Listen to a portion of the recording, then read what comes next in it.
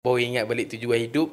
So bila aku dah accident tu, aku mula termenung kan. Termenung sorang-sorang kan, nak cari kerjaya kan.